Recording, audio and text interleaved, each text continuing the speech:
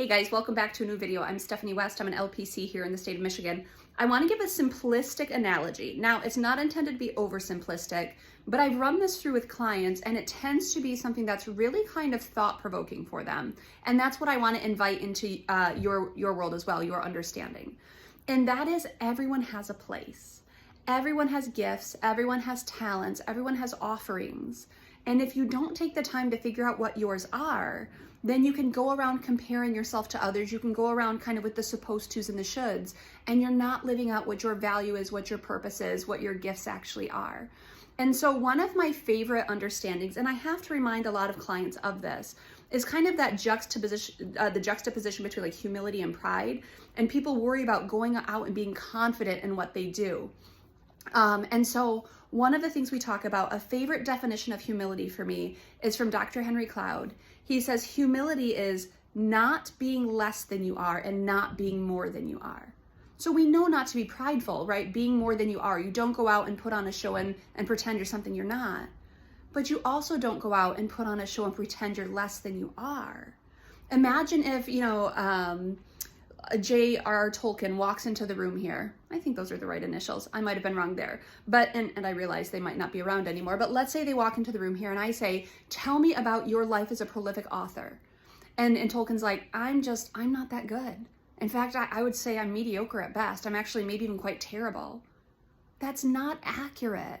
J.R.R. Tolkien had significant gifts and offerings that they contributed to the literary field.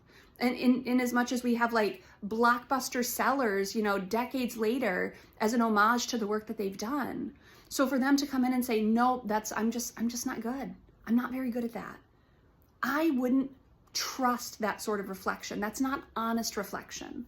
If someone comes to me and they're like, Steph, are you a good therapist? And I'm like, mediocre most days. Some days I'm a complete dumpster fire.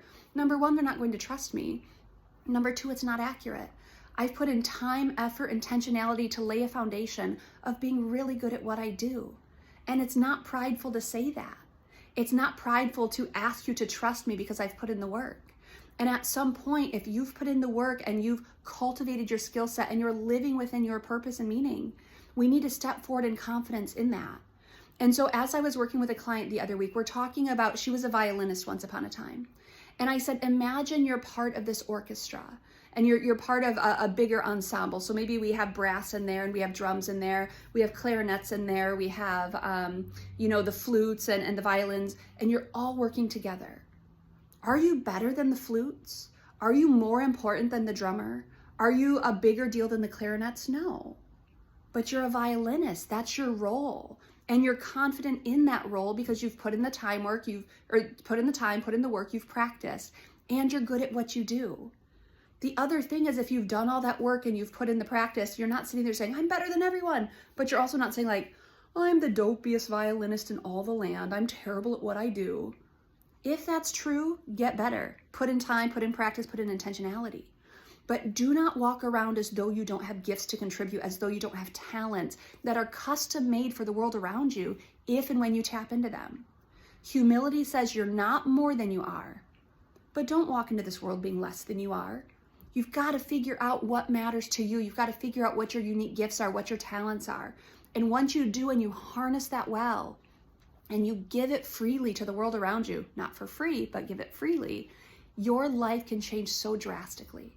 But if you're working on self-rejection, if you're working on kind of self-minimization, or you're talking about just how just unskilled you are, come talk to someone who can help you cultivate your understanding of your true gifts, your true talents, your true contributions.